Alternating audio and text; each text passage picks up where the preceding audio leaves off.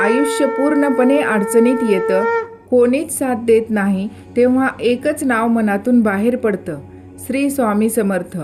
आणि म्हणतात, ज्यांनी अक्कलकोटची वाट धरली ते कधीच रिकामी हाताने परत आले नाहीत. हे फक्त एक ठिकाण नाही, ही श्रद्धेची शक्ती आहे. हा व्हिडिओ शेवटपर्यंत पहा, कदाचित स्वामी तुमच्याशीही काहीतरी बोलतील. व्हिडिओ आवडल्यास चॅनलला लाईक, सबस्क्राईब करायला विसरू नका. अक्कलकोट हे महाराष्ट्रातील सोलापूर जिल्ह्यातील पवित्र तीर्थक्षेत्र आहे. येथे श्री स्वामी समर्थ यांचे समाधी मंदिर आहे. स्वामी समर्थ हे श्री दत्तात्रय यांचे अवतार मानले जातात.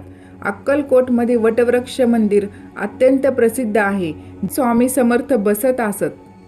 तेथे जाणारे भक्त म्हणतात की अक्कलकोटला गेल्यावर नक्कीच उत्तर मिळते, जीवनातील प्रश्न सुटतात. एक भक्त होता, खूप संकटात होता. त्याच्या आयुष्यात सगळे चुकीचं चाललं होतं. कोणीतरी त्याला सांगितलं, अक्कलकोटला जा, स्वामी समर्थ तुझी मदत करतील. तो भक्त निघाला. लांब प्रवास आणि मनात एकच आशा. तो अक्कलकोटला पोहोचला. समाधी मंदिरात गेला. त्याने डोळे बंद केले आणि मनापासून प्रार्थना केली, स्वामी मला मार्ग दाखवा, माझी संकट दूर करा. मी तुम्हाला शरण आलोच्या समस्या कमी होऊ लागल्या. तेव्हा त्याला समजलं, अक्कलकोट हे फक्त एक ठिकाण नाही, तो स्वामींचा जिवंत अनुभव आहे.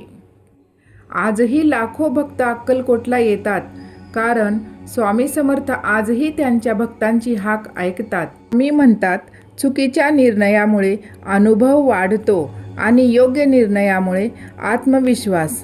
म्हणून निर्णय चूक की बरोबर याचा विचार करायचा नाही. निर्णय घ्यायचा आणि पुढे जायचे. जीवनात एक क्षण रडवून जाईल, पण दुसरा क्षण हसवून जाईल. या जीवनरूपी प्रवासात येणारा प्रत्येक क्षण जीवन जगण्याची कला शिकवून जातो. जीवन 2 दिवसाचे आहे. एक दिवस तुमच्या बाजूचा तर एक दिवस तुमच्या विरुद्ध. तुमच्या बाजूच्या दिवशी गर्व होऊ देऊ नका, आणि जेव्हा दिवस तुमच्या विरुद्ध असेल तेव्हा थोडी सबुरी जरूर पाळावी. प्रत्येक माणसात देव असतो. मग तुम्ही मंदिरात का जाता? खूप सुंदर उत्तर. वारा तर उन्हातही वाहतो, पण त्याचा आनंद सावलीत बसल्यावरच मिळतो. तसेच देव सगळीकडे असतो, परंतु त्याचा आनंद मंदिरातच मिळतो. स्वामी म्हणतात, माझ्या दरबारात येणाऱ्या प्रत्येक भक्तांचे व माझे थेट नाते आहे. प्रत्येक व्यक्ती माझ्याच इच्छेने माझ्या दरबारात येतो आणि प्रत्येकाच्या समस्येवरील उत्तर मी तयार केले आहे. योग्य वेळी त्याला ते उत्तर भेटणार आहे आणि त्याची समस्या नक्कीच दूर होणार आहे.